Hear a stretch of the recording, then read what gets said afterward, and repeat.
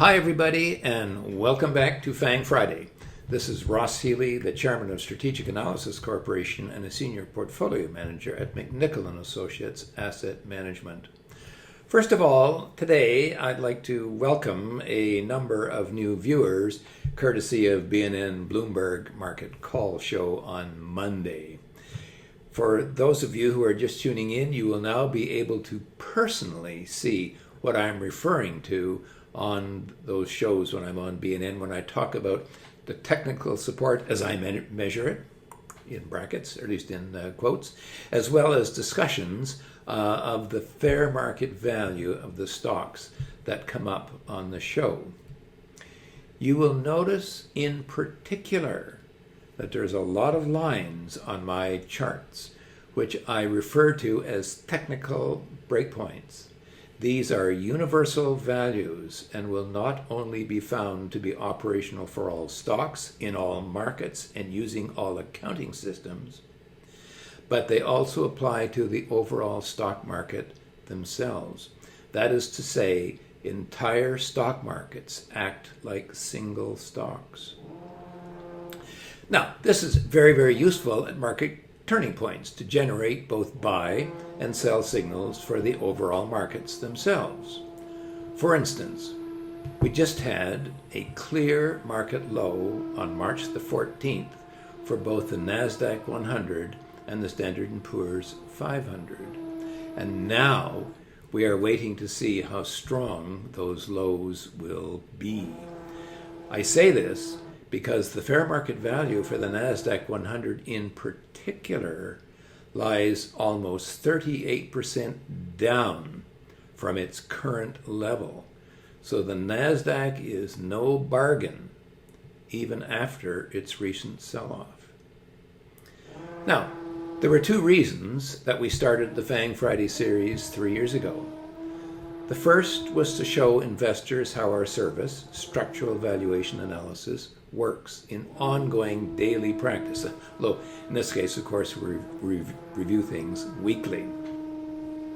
And the second is to act as a sort of a canary in the market coal mine by showing how and where this group of extremely heavily weighted stocks is leading and affecting the market. As a final word to new viewers, when looking at stocks themselves, you should always keep in mind that the market takes precedence over individual stocks at key turning points. A market rebound will propel almost any stock up for a while before the fundamentals start to kick in again.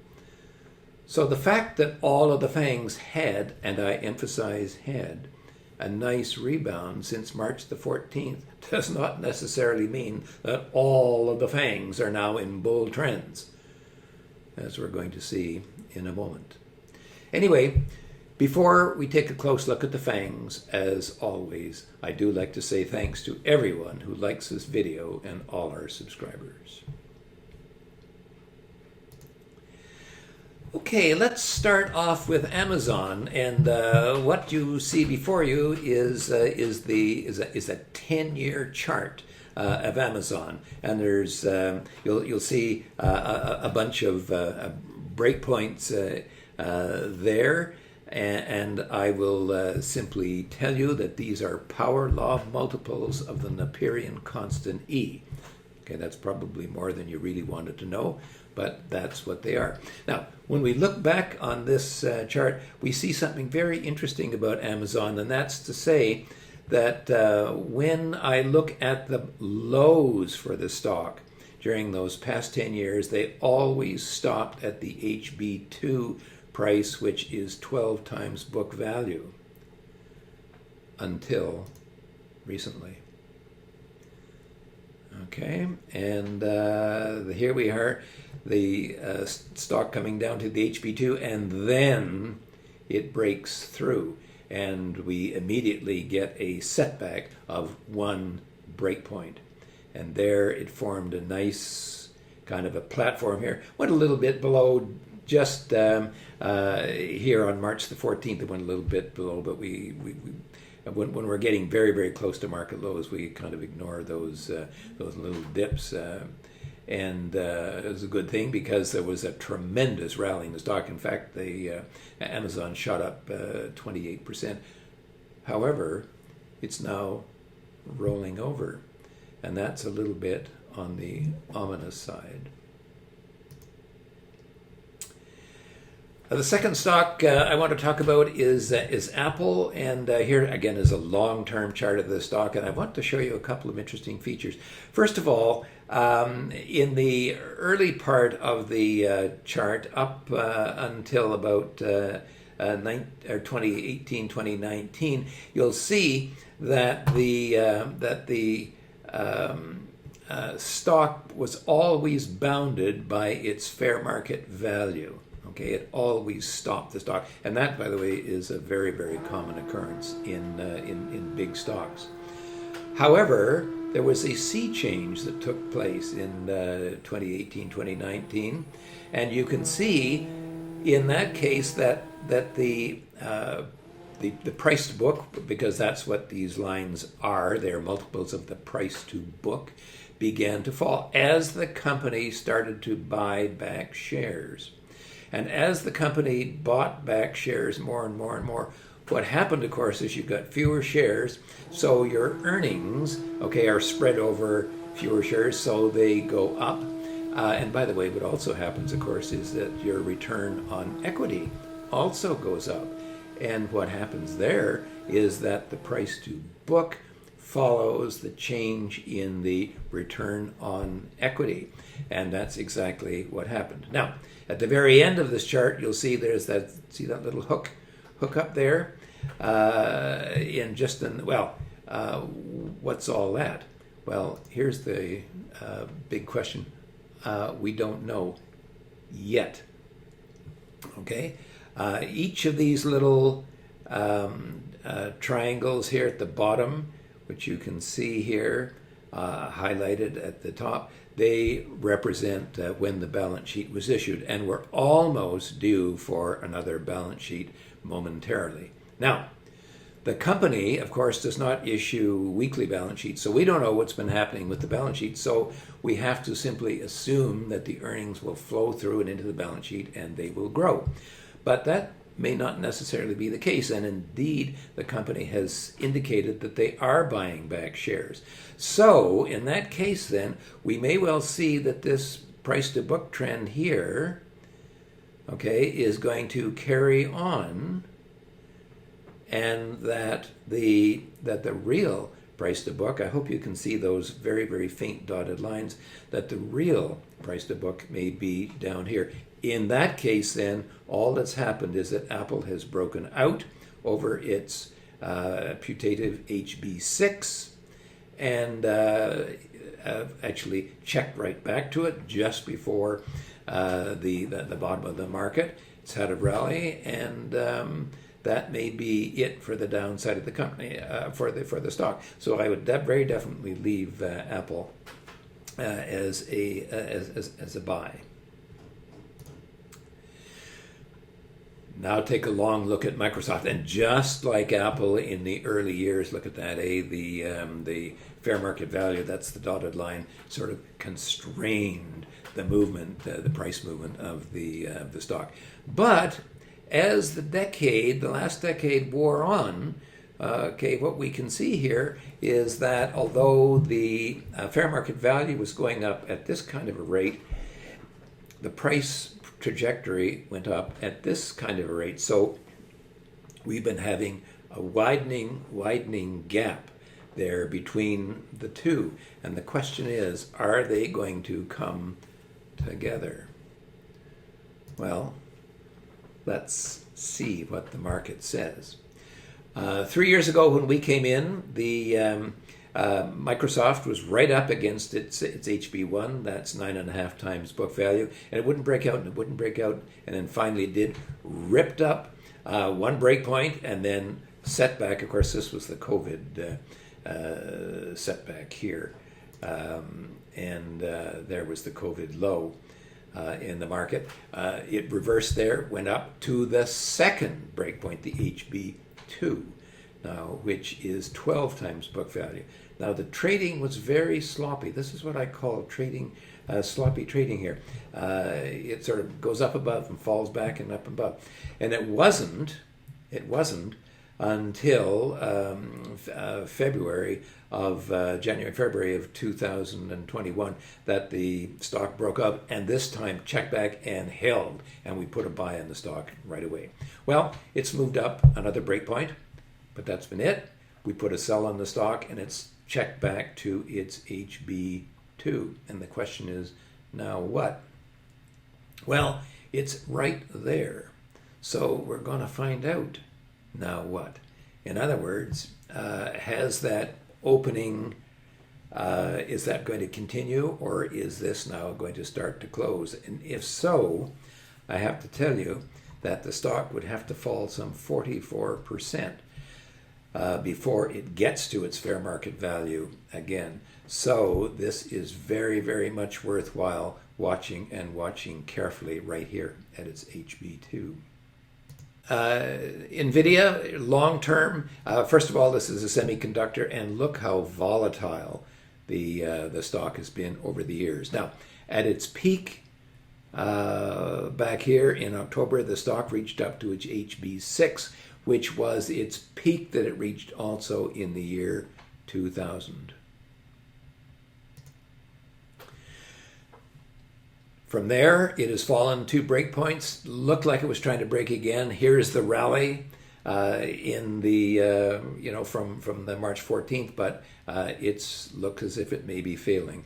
I would be very cautious here. Tesla, I don't know what to say about Tesla at the present time. It's kind of blown by Elon Musk. Fairly recently, the stock had fallen actually 2 breakpoints. And I decided that we would maybe buy it and take a shot on it. It's jumped a breakpoint to its HB6, which is 33 times book value. I think that's about it. And given its poor fair market value, I would want to sell that stock. Look at Alphabet. What a beautiful chart that we've got here, eh? A long, long, long period in which the stock trends right along its super growth price. That's 3.5 times book, and its fair market value.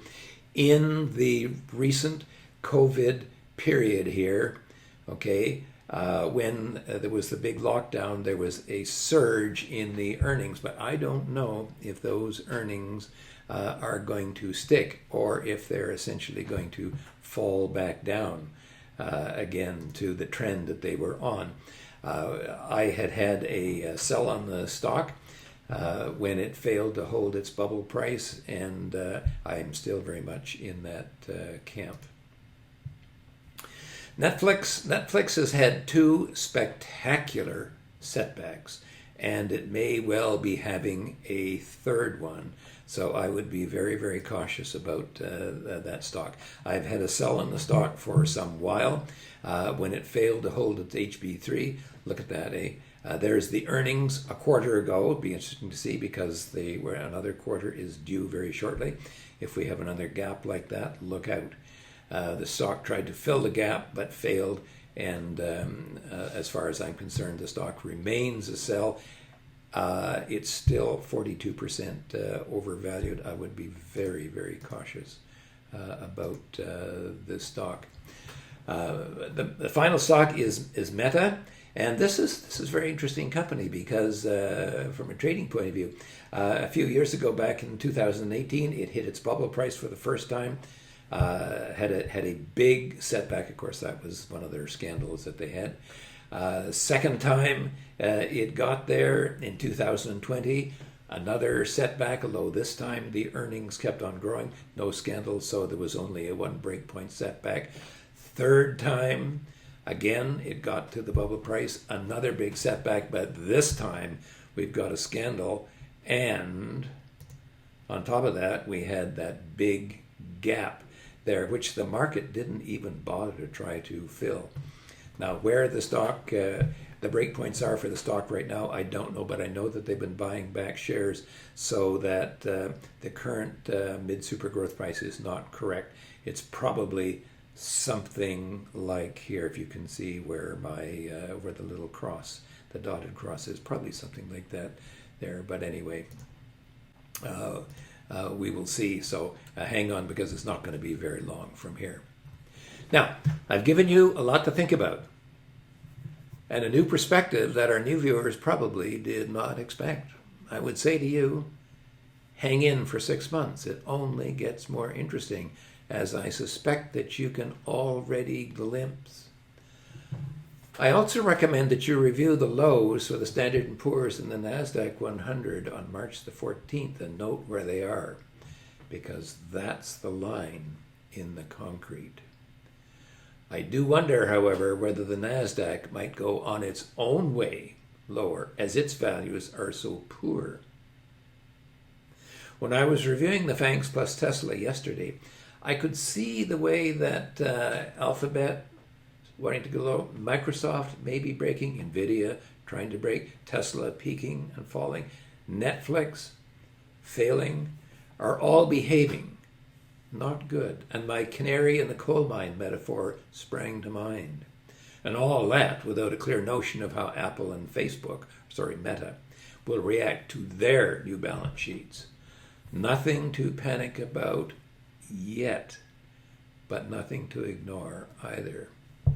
Since we started FANG Friday, events have clearly shown that there are 3 ways that we can earn our keep with our SVA market service. The first is to help you find stocks to buy, and the second is to help you avoid the kind of big losses that the market can inflict, as I think you have seen.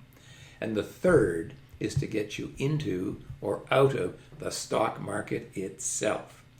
If you want to join our investing community and become a client of ours, go to www.strategicanalysis.ca/pricing.